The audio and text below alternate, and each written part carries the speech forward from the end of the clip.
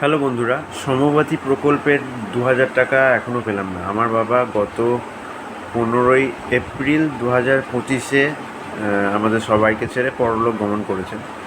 আজ সেই এপ্রিল মাস এবং বাবার মারা যাওয়া প্রায় 1 বছর পেরিয়ে গেল, কিন্তু সেই ২০০০ টাকাটা এখনও পেলাম না।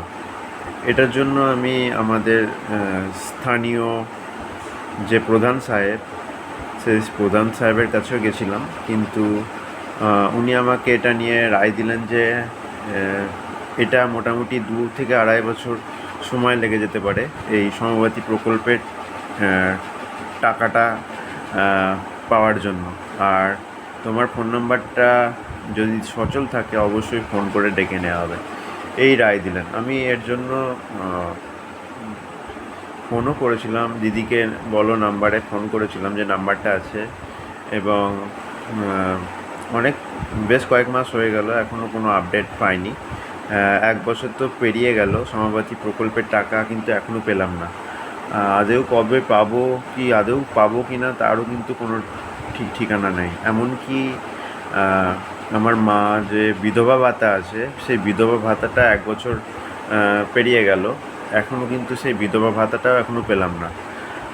সব কিছু ঠিকঠাক আছে, এই অ্যাপ্রুভাল পেন্ডিং দেখাচ্ছে। মায়ের যে উইডো পেনশন যেটা আছে সেটা অ্যাপ্রুভাল পেন্ডিং দেখাচ্ছে, কিন্তু এই অ্যাপ্রুভাল পেন্ডিংটা দেখাচ্ছে মোটামুটি 1 বছরের কাছাকাছি তো হয়েই গেল, অ্যাপ্রুভাল পেন্ডিংই দেখাচ্ছে। কবে কবে যে এই অ্যাপ্রুভাল পেন্ডিং থেকে সাকসেসফুল হবে সেটাও বলতে পারছি না। কেউ কেউ খুব তাড়াতাড়ি পেয়ে যাচ্ছে, কেউ কেউ দেখছি আবার এভাবে ঝুলিয়ে রেখে দিচ্ছে।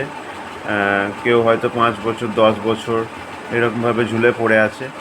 কবে যে পাওয়া যাবে সেরকম কোনো ঠিক ঠিকানাই নাই, এবং আদৌ পাওয়া যাবে কি না সেটাও বলা যাচ্ছে না। এই প্রকল্পগুলো যেগুলো সরকার থেকে দেয়া হয়েছে, আমার মতে যে সমবাতি প্রকল্পের টাকাটা, যেটা অন্ত্যেষ্টিক্রিয়ার জন্য ব্যবহার হয় সাধারণ আমাদের মতো সাধারণ ঘরের ছেলে মেয়েদের জন্য, ওটা অনেক ২০০০ টাকা হলেও অনেক দরকারি।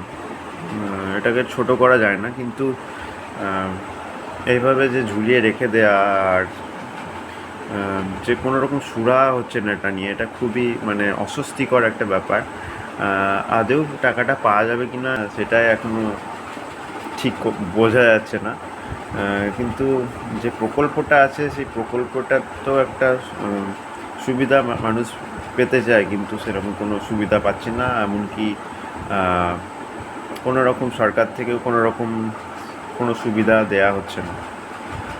আপনারাও যদি এরকম সমস্যার সম্মুখীন হয়, আপনাদেরও যদি এইভাবে বিধবা ভাতা কিংবা বেকার ভাতা কিংবা এইভাবে সমবাতি প্রকল্পের টাকা যদি আটকে থেকে থাকে, অবশ্যই কমেন্ট করে জানাবেন। আর ভিডিওটা বেশি বেশি করে শেয়ার করবেন, যাতে আমার মতো যারা সমস্যায় আছেন এই প্রবলেমগুলো সরকারের চোখে পড়ে, এবং এই প্রবলেমগুলো তাড়াতাড়ি সরকারের পক্ষ থেকে ঠিক করে দেওয়া হয়। ধন্যবাদ।